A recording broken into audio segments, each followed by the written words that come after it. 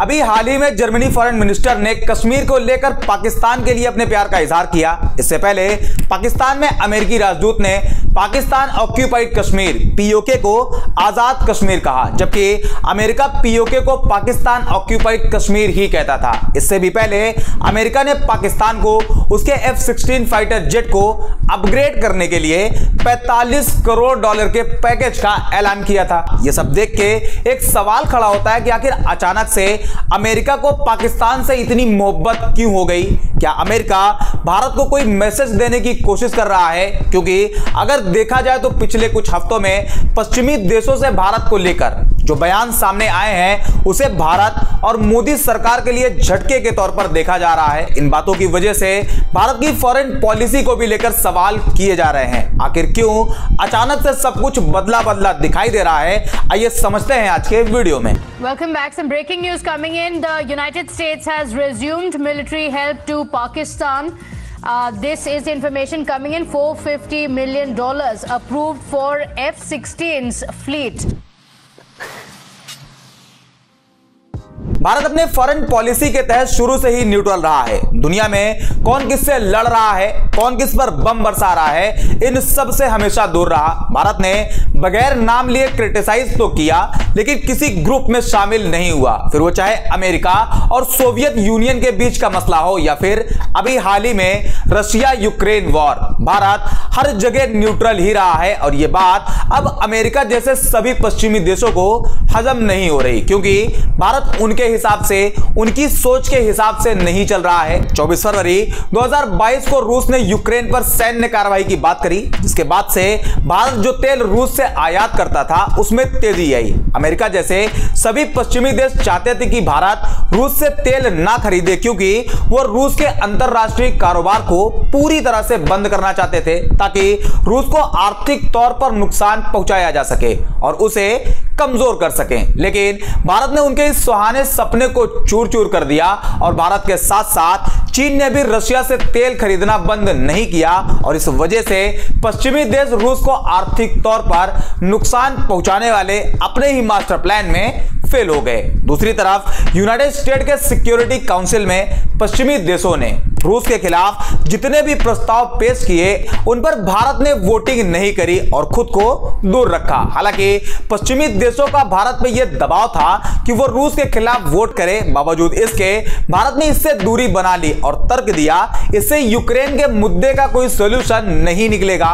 भारत ने ऐसा क्यों कहा, अभी आगे बताएंगे। इसके अलावा अभी हाल ही में उइगर मुस्लिम को लेकर चीन के खिलाफ पश्चिमी देश लामबंद हुए, तब भी भारत वोटिंग में शामिल नहीं हुआ। हालांकि भारत और चीन के बीच चल रहे हालिया टकराव की वजह से भारत चीन के खिलाफ वोटिंग कर सकता था, लेकिन फिर भी उसने वोट नहीं किया। इसके अलावा अमेरिका प्रेसिडेंशियल इलेक्शन के दौरान मोदी जी का ट्रंप के सपोर्ट में अब की बार ट्रंप सरकार वाला नारा भी कहीं ना कहीं नुकसान पहुंचा रहा है। ये बातें अमेरिका के लिए बिल्कुल भी अच्छी नहीं है। यही वजह है कि अमेरिका भारत से तिल मिलाया हुआ है, लेकिन ऐसा भी नहीं है कि भारत ये सब पहली बार कर रहा है या फिर 2014 के बाद से कर रहा है। जबकि अगर देखा जाए तो भारत और रूस के दोस्ती की एक हिस्टोरिकल स्टोरी है। जब सोवियत यूनियन और अमेरिका के बीच कोल्ड वॉर चल रहा था तब पाकिस्तान खुले तौर पर अमेरिका के साथ था, लेकिन भारत ने खुद को दोनों ग्रुप से दूर रखा था और न्यूट्रल रहा था। भारत की इस न्यूट्रल फॉरेन पॉलिसी की नींव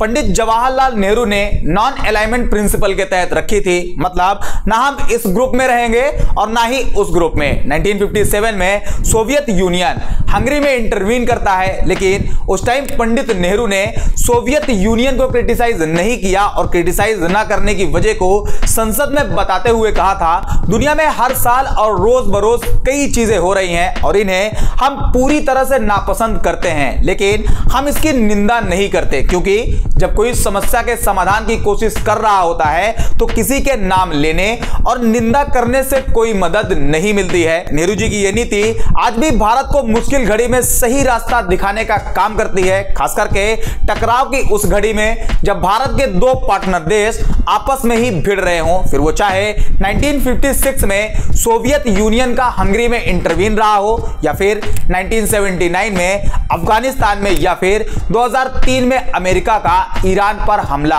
इन सभी मौकों पर भारत ने खुद को बैलेंस रखा। भारत ने तब भी बगैर नाम लिए आम लोगों के मारे जाने की निंदा की थी, लेकिन यूनाइटेड स्टेट में खुद को वोटिंग से बाहर रखा था। और आज भी भारत रूस और यूक्रेन वॉर के दौरान हो रहे नुकसान की निंदा तो करता है, उसे क्रिटिसाइज भी करता है, लेकिन रूस के खिलाफ वोटिंग से खुद को दूर रखता है। भारत में सरकारें तो बदलती रही, लेकिन पंडित नेहरू जी के इस नॉन अलाइनमेंट फॉरेन पॉलिसी का सभी सरकारों ने पालन किया है।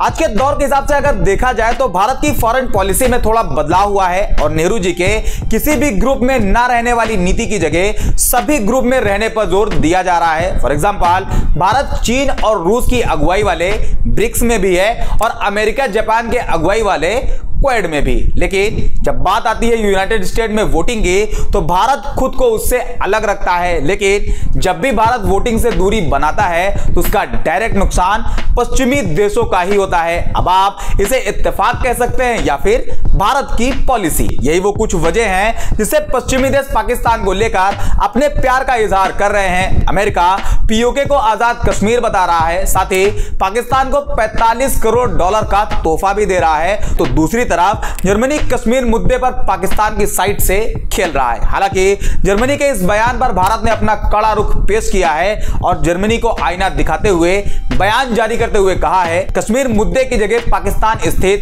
चरमपंथियों से मुकाबला करने पर ध्यान दें, जो लंबे समय से जम्मू कश्मीर को निशाना बनाते रहे हैं। उम्मीद करते हैं आज की ये वीडियो आपको पसंद आई होगी। इसी तरह की और भी वीडियोस के लिए चैनल को सब्सक्राइब करें, वीडियो को लाइक एंड शेयर करें। मिलते हैं अगले वीडियो में।